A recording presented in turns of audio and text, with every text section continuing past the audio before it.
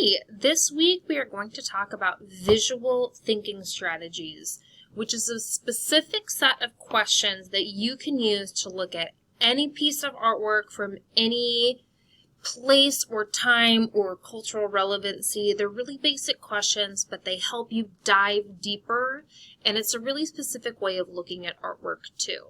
So, to work with visual thinking strategies, the first thing that you're going to do is you're going to look at each of the images anytime you're doing analysis work for 45 to 60 seconds.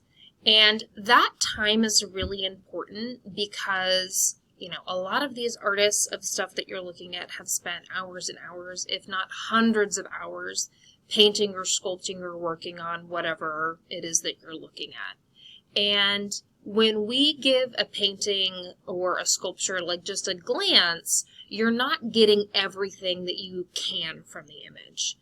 The average museum patron spends an average of 10 seconds looking at any given piece of artwork. And there's really no way that you can get all there is to get in just those 10 seconds. We're also really used to looking at images and kind of like scrolling through our phone and taking stuff in kind of quickly. So spending that time, 45 to 60 seconds, is really important. The other thing that you need to do with this is you need to scan each image like it's a picture or like it's words in a book. So you'll start in the top left-hand corner and you'll scan all the way across very slowly until you get down to the bottom right-hand corner. So just like if you were reading something. The handout that you have for this week, you'll type in your notes. If you're more comfortable like jotting them down and writing them, you can.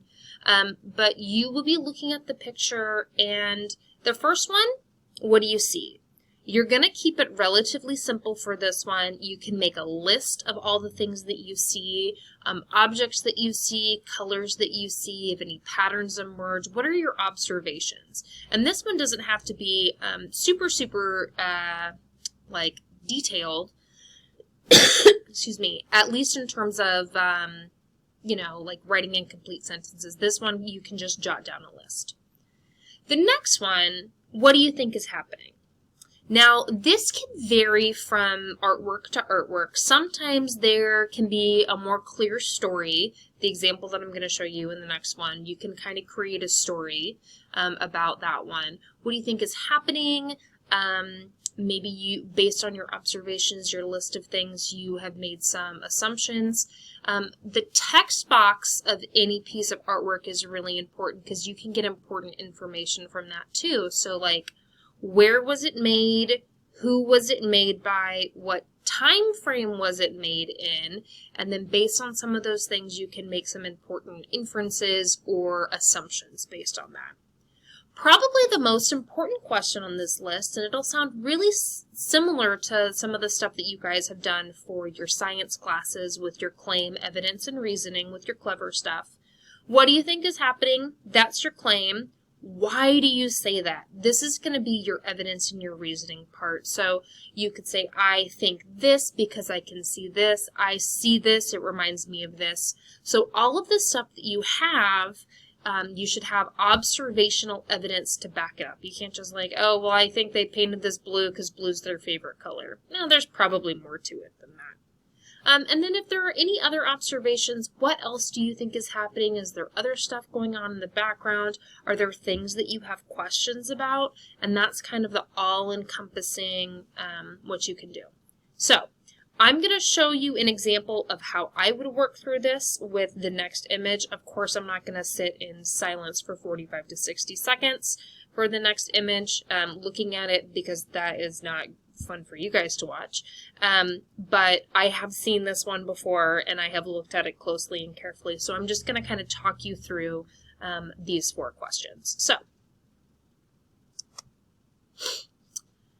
this is a little girl in a blue armchair, and it is by an American artist named Mary Cassatt. This is an oil painting on canvas, and it was completed in 1878. So things that I see for the first question, what do you see? I see a little girl in a white dress. She is wearing like like a plaid sash. She's wearing plaid matching socks. It looks like she's got some black shoes on. I see a little dog. I see 4 pieces of blue furniture.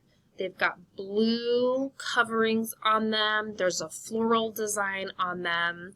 I see that there is like a brownish, grayish carpet and some windows back behind the larger couch.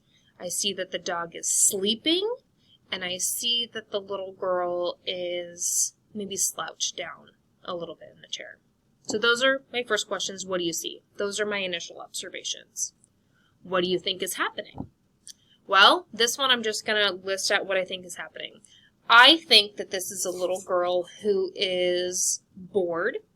I think maybe she has gotten in trouble. I think that her dog is her best friend, or they're very good friends. And I think that this little girl is planning her next mischievous act. So that's what I think is happening. Why do I say this? So why did I come up with all of that? What's my reasoning behind it? Well, I think that she's bored because of her body language. She is kind of slumped back. She's got her hand back behind her head. She does not look like she is into whatever, which makes me think she's maybe in trouble. Maybe she's been like sent into the other room, like go into the sitting room. Her dog as her best friend, he's obviously sitting close to her. He's all snuggled up. He's comfy and is sitting in the chair. So he's obviously contented where he's at, sleeping over there. He's probably followed her. I think that they're friends because of that. And because she has that smile, that smirk on her face, I think that she's planning whatever next shenanigans she's going to get into because of that smirk on her face. She's also, I'm going to guess, maybe like 6 to 8 years old, based on how old she looks in this picture. She's probably not much younger than that. She's probably not much older than that. So this is like, the ripe age to get into trouble and nonsense. I also think that she's probably in trouble. She's kind of like defiant because of her body language. Like I said before, her hand is back behind her head. But she's also, I can tell that she's wearing a nice clean white dress. She's got matching accessories. There's a bow in her hair that matches her sash, that matches her socks. It looks like the sitting room that she and her dog are sitting in. It looks like nice furniture. They're probably well off. So that makes me think with her body language, she's not sitting like a lady. She's not acting ladylike. She's being defiant. She looks like she's up to something.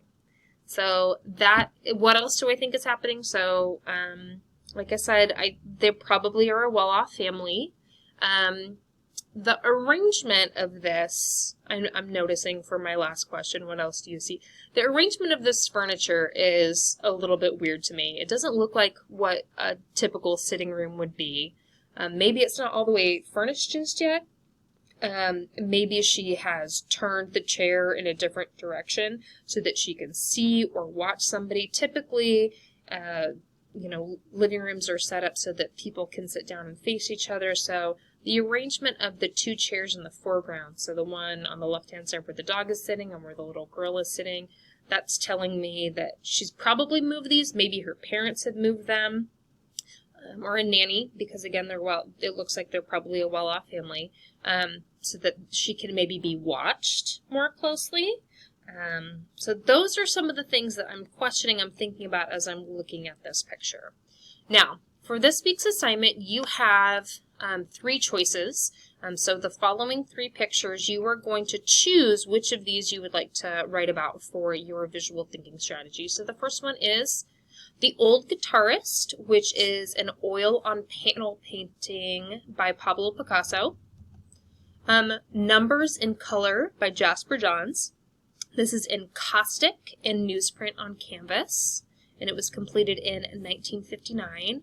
Or figure stamps from Costa Rica. These are made out of ceramic, and it's about they've been dated to about the 1st to 7th century. So you will select one of these 3 images to walk through those questions for, and fill it out to the best of your abilities. Remember, the first one, you can just list stuff out.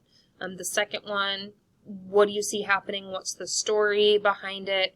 Why do you say that is probably the most important one. The analysis part, what is your evidence? Why do you say that? And that will wrap up your visual thinking strategies practice for this week.